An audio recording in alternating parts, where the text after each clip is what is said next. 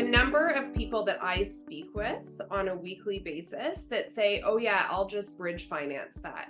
It sort of shocks me. And when I really get down to the nuts and bolts of what people are trying to achieve, they don't realize that to actually bridge finance, you need a firm agreement of purchase and sale in place. In this market, that can be somewhat confusing. I have Jason Friesen here, managing partner of Outline Financial here in Toronto. And Jason, I thought you could just hop on quickly and explain what bridge financing is. Thanks for having me, Marianne. Yeah, I mean, I also too field the same calls where someone says, oh, I'll sell after I buy, and we plan on selling 6 months after. I can bridge that, right? To be perfectly clear, a bridge loan is when you have sold your house prior to the closing date of the new one, but it closes after the new one does. So for example, you buy a new house today and it closes December 1st. You sell your house today, but it closes January 1st. There's obviously a 1 month gap where all of the equity in your house, which is usually what you will be using for down payment, there's a 1 month gap there. You need the money in December, but it doesn't close until January. If that's the case, and you do have a firm sale agreement, then you can, in fact, get a bridge loan. That is what a bridge loan is. If you are unable to sell your house and you have a closing on December 1st, in order for you to access that equity in your house, you would actually need to do a refinance on your house. The big difference is if you do a bridge loan and there's a firm sale agreement, you don't have to qualify for that additional loan. The bank sees that there's a clear exit plan in place. You've sold, it just happens to close a month after the new one does. So there's no additional qualification on having to carry those two mortgages. In the event that you actually need to hang on to the existing property, refinance it out, extract equity, and then use that towards the down payment, you then need to qualify for not only the mortgage on the new house you're buying, but the mortgage on the current house that you're buying. In a lot of people's cases, unfortunately, they're not in the position that they can qualify to carry both mortgages. So it's really clear that clients understand what an actual bridge loan is.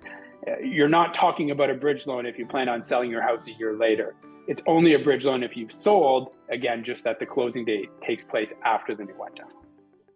Perfect. Also, to be perfectly clear, you must not only just have an offer on your house, it must be a firm offer. So it has to be free of any conditions. So if it's waiting for a financing or a status review, then that's not considered to be a firm offer. But once you do have a firm offer in place, the bank will use whatever calculator they have. We also have one here at Outline, but they'll deduct the real estate fees, the HST on the real estate fees, the current mortgage, the penalty if there is one to break out, a small amount for legal fees, and that will then give what the net equity in the property is. If a bank is going to give you a bridge loan, they're not going to cut it close, meaning they're not going to give you down to the cent exactly how much you will be netting out of your property.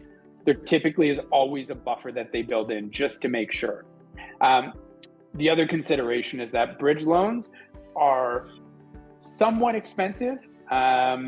It's usually calculated at prime. When prime was 2.45%, it wasn't as big of a deal, but with prime now being at 5.95% as of today, it's usually prime plus 3, somewhere in that range. You're talking about 9% interest on a per day.